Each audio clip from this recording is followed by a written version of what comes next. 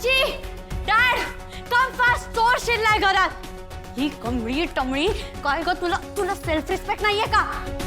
एवढं सगळं झालं तरी आलीस. मॉम, ग्रॅनी आजी, आजी, डॅड, कम फास्ट, मॉम. काय हे बघ, ही गावछाप. एवढं सगळं झालं तरी चोरी छुपे आपल्या घरी आली आहे. आणि एवढंच नाही, आजोबांच्या पायाची तेल मॉलिश पण करत होती. ए गावंढळ, एवढं घराच्या बाहेर तुला हाकललं तरी देखील तू पुन्हा इथे? काही लाज लज्जा शरम काही आहे का तुला? एखाद्याने आयुष्यभर तोंड दाखवलं नसतं, पण ही आहे ना निर्लज्जपणाचा कळस आहे. एक मिनिट ती काय सांगते एकदा ऐकून तरी घ्या प्लीज. आई आणि ऋषी, तू नाही म्हणजे तू ये, तू वेलकमच आहेस, पण तू ह्या मुलीची बाजू घेतोयस. पण तुला माहित आहे का ती कोण आहे? नाही, ती दाखवते ती गावंढळ आहे, गरीब आहे, पण असं काही नाहीये. अतिशय खोटारडी मुलगी आहे ही. तुला माहितीये का तिने काय केलंय? कसलं तरी विषारी तेल आणून लावलं माझ्या दादाच्या पायाला. अक्षरशः जीव घेणा हल्लाच होता म्हण ना. तू पण हिच्यापासून जरा लांबच राहा. वहिनीला मात्र हिचा पुळकाच येतो ना. आता काय म्हणावं याला? म्हणजे ज्या ताटात खायचं त्याच ताटात. प्लीज असं कमी करूच शकत नाही. प्लीज माझ्यावर विश्वास ठेवा तुम्ही प्लीज. आत्या, निदान ऋषी म्हणतोय म्हणून तरी कमळीचं बोलणं ऐकूया. हा, काय बोलू दे? हा, काय बोलू दे? त्याला माहितीये काय झालंय ते? नाही ना? राजन, तू गप्प बस प्लीज.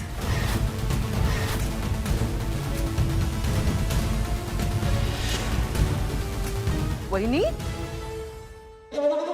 अगदी देवासारखी आलीस बघ, आणि अगदी वेळेवर आलीस. अगं ही मुलगी चोरासारखी घरात शिरली होती, आणि एवढं सोड, पुन्हा दादाच्या पायाला ते तेल चोळत होती. विषारी का काय ते? काय म्हणायचं या पोरीला? हा, एकदा घराच्या बाहेर हाकललं तरी हिला लक्षात येत नाही. तर तूच बघ बाई काय ते. हा राजन, हा पण तिचीच बाजू घेतो. तुला माहित नाहीये का राजन, वहिनीने त्या पोरीला घराच्या बाहेर काढलं होतं. एवढं सगळं झालं तरी पण तो तिचीच बाजू घेतोय. बस पुरे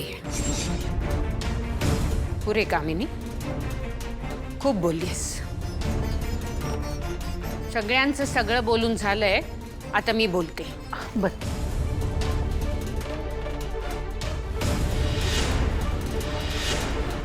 कमळी, बरं झालं तू इथे आलीस. काय? आई, ही कमळी आपल्या घरात चोरांसारखी शिरली, बाबांच्या खोलीमध्ये गेली, आणि ती आली तर तुम्ही अरे वा तू आलीस बरं झालं असं म्हणताय? सिरियसली? हो, बरोबर बोलते मी. आई, या मुलीमुळे आपल्या बाबांना किती त्रास झाला, किती मनस्ताप झाला हे माहितीये ना तुम्हाला? मग रागिणी, मी आता बोलतेय, मध्ये कुणीही बोलू नका. बरं. राजन, हो आई.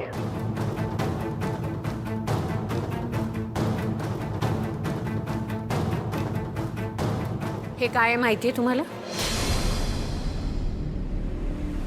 कामिनी, ये ना. काय? तुला माहिती आहे काय? रिपोर्ट आहे ते, तेलाचे रिपोर्ट. कमळीने बाटलीमधून जे तेल आणलं त्याचा रिपोर्ट, आणि वाटीमधून ज्या तेलाने तिने ह्यांना मसाज केला त्याचाही रिपोर्ट आहे याच्यामध्ये.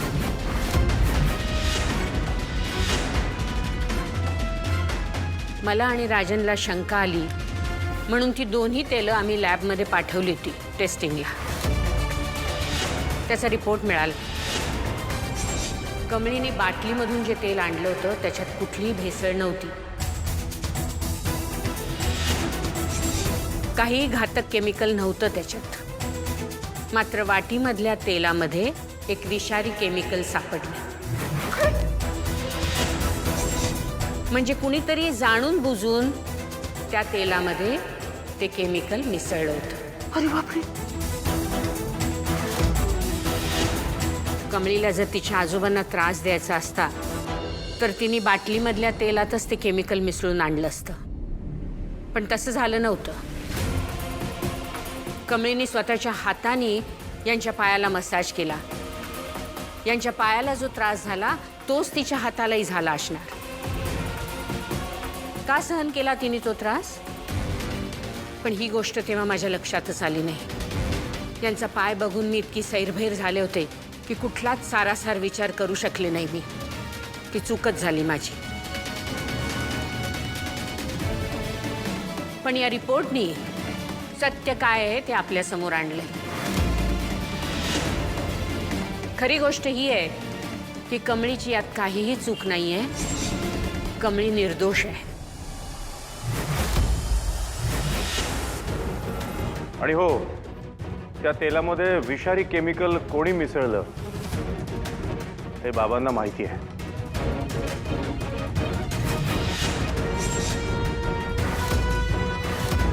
जरी त्यांना बोलता येत नसलं तरी सुद्धा ते इशाऱ्याने सांगूच शकतात, हो ना बाबा?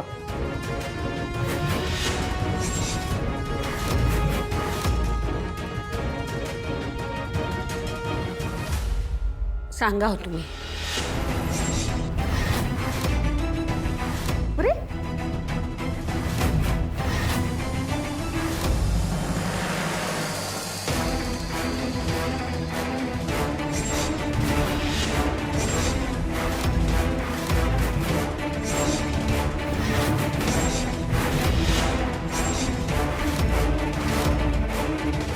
वहिनी कोण? मी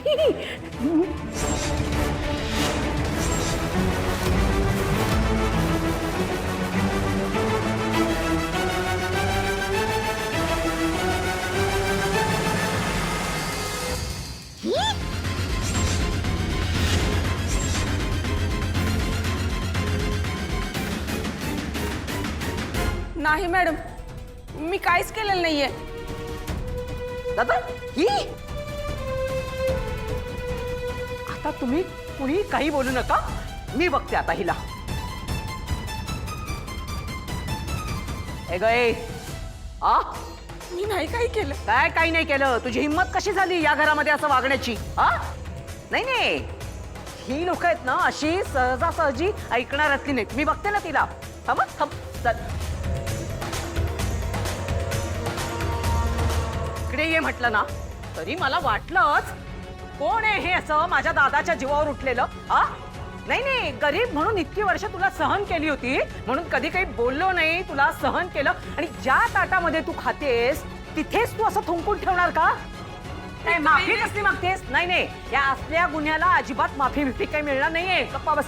तुझ्यावर इतकी वर्ष विश्वास ठेवला आणि तुला इथे ठेवलं होतं. काही कळतं की नाही तुला? हा नाही नाही, हे नाही सहन होऊ शकत. हे बघ, वहिनीच्या मऊ स्वभावामुळे ना तुम्ही अगदी शेफारून गेलेलात. ते काही नाही. नाही, तू इथे आता थांबायचंच नाहीस तर गप्पा बस. काही माफी मागवू नकोस माझ्याकडे. हे घे, हे घे, हे बघ, याची किंमत खूप आहे, कळलं? पुढचे 3-4 वर्ष आहेत ना आरामात घरी बसून खाऊ शकशील, कळलं? आणि पुन्हा इथे दिसता कामा नये, आधीच सांगून ठेवते तुला मी, कळलं? चल निघ इथून.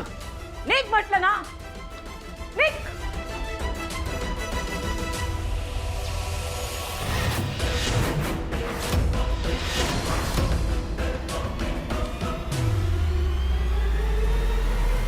दादा थँक्यू ऋषी.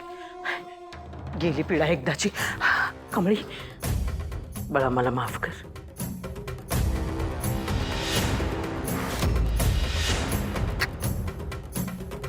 खरंच चुकलं माझं. अगं आमच्याच घरात साप होता आणि आम्ही मात्र अगदी बुईला बडवत बसलो. अगं बाई, लागलंय का? माफ करशील ना? मोठ्या मनाने माफ करा मला.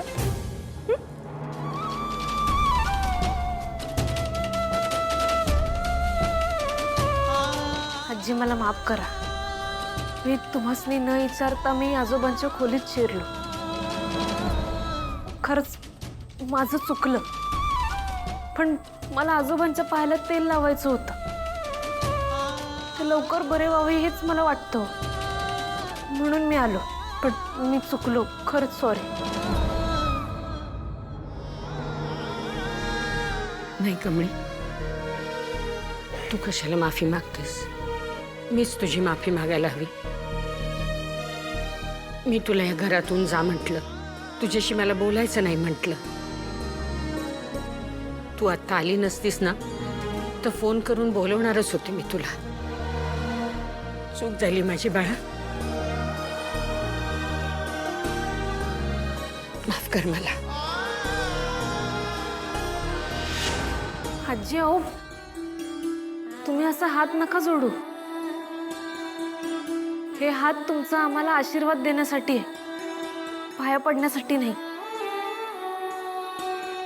आजी, पण आता इथनं पुढं मी ह्या घरी नाही येणार. अगं असं का बोलतेस कमळी? आजी, मी या घरात आलेलं काही जणांनी नाही आवडत. माझ्यामुळे या घरात वादविवाद, अशांतता पसरते आणि मला हे नाही आवडत. हे पाप आहे असं मला वाटतंय. अगं पण त्यामुळे इथनं पुढे मी नाही येणार. आजोबा लवकरात लवकर बरं व्हावं हेच देवाकडे प्रार्थना करतो.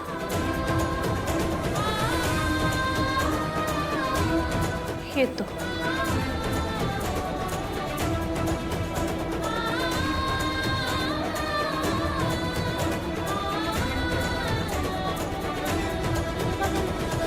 मी येतो तुमच्यासोबत.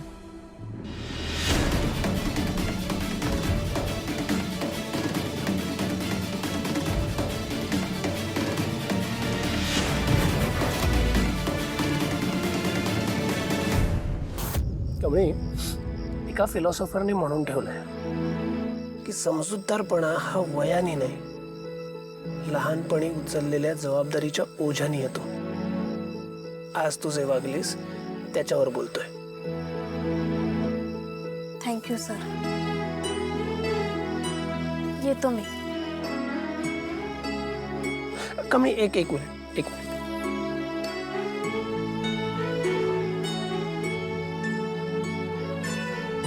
हे तुझ्यासाठी हे काय? गिफ्ट आहे, स्पेशली तुझ्यासाठी आणलंय. हो सर, नको. तुम्ही आधीच लय केलंय माझ्यासाठी. मी नाही घेऊ शकत आहे, खरंच नको. अगं नको काय, उघडून तर बघ. I am sure you like it. तरी बी नको. असं कर, तू उघडून बघ, आवडलं नाही तर नको घेऊ.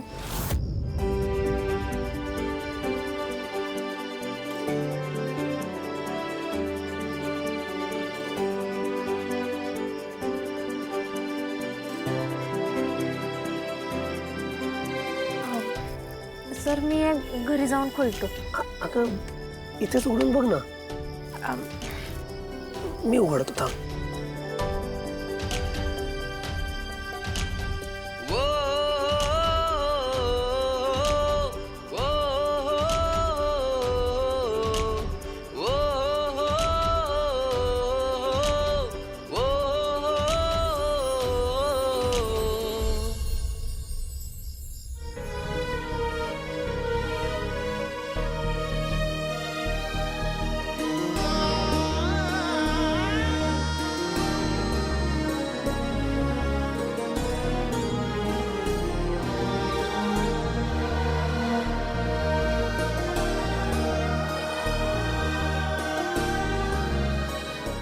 नाही ना आवडलं, दे, मी घेऊन जातो.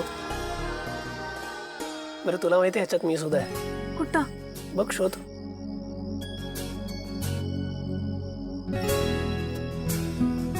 सर, कुठं?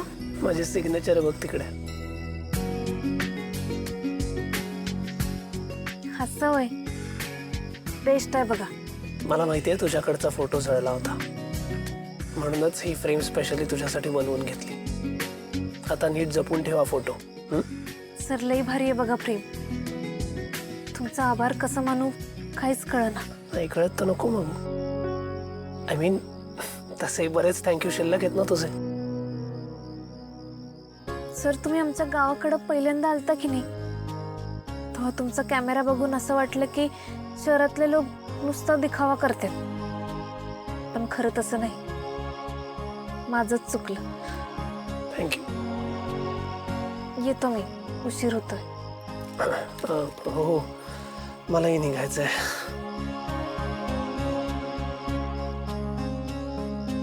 थँक्यू. You're welcome.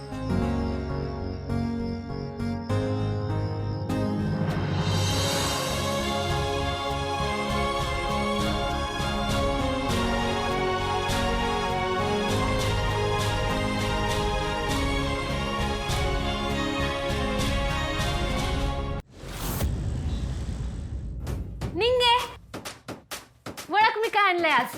काय आणल्यास? तसं बी कमळे मला लय भूक लागली आहे बघ. अगं पोटात नुसती कावळ्यांची कावकाव सुरू आहे. म्हणजे काय तर खायला चाललास ना? अगं एक खुळ्या डोसक्याचे, तुला खाण्याशिवाय दुसरं काय सुचत नाही काय? तेवढं शिजते तुझ्या डोसक्यात. मग काय आणल्यास? धीर आहे का नाही?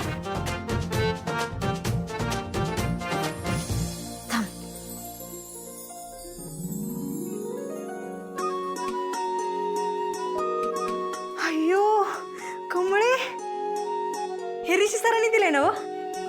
मी म्हणलो होतो की नाही कमळे, आपलं ऋषी सर लय भारी माणूस आहेत बघ. अगं मीच त्यासनी बोललेलो तुझा हे फोटो जळालेला, आणि मग त्यांनी तुझ्यासाठी ही नवीन प्रेम तयार केली असणार. बघ की केवढं प्रेम दिसायला यात. म्हणजे अगं म्हणजे बघ की आबा न सरुकाकीच्या डोळ्यात तुझ्यासाठी केवढं प्रेम दिसतंय ते. होय ग. कमळे मी आलोच.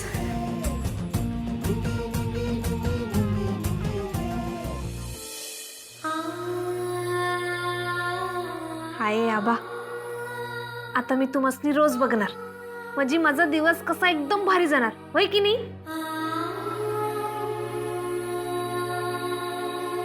अरे वा, आता काळजी करण्यासारखं काहीही कारण नाही, कारण पूर्वीपेक्षा रॅशेस बरेच कमी झालेले आहेत. म्हणजे इतक्या कमी वेळात हे रॅशेस जाणं हे अगदी चमत्कार घडल्यासारखं झालंय.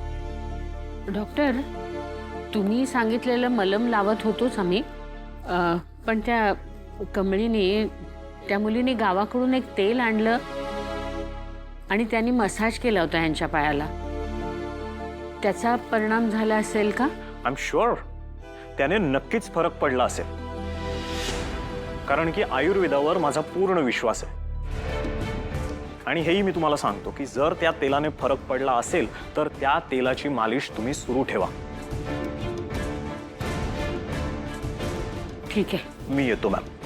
चला सर, काळजी घ्या. Thank you doctor, thank you.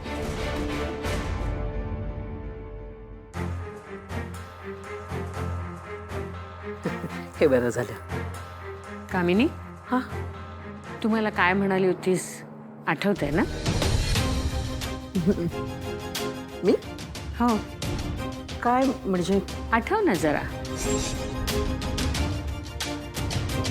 थोडा स्मरणशक्तीला ताण दे. काय म्हणाली होतीस तू?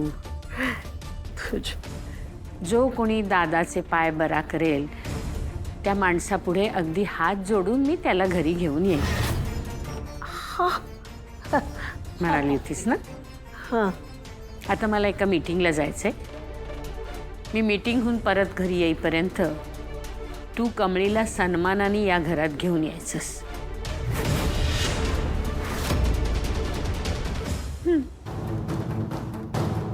मी जेव्हा घरी येईन तेव्हा मला कमळी इथे दिसली पाहिजे.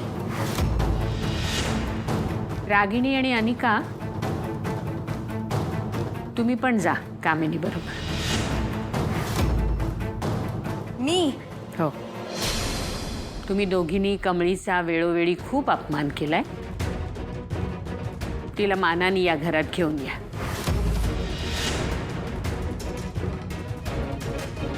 दिलीपला सांगितलंय मी तुमची काळजी घ्यायला. मी जाऊन येते.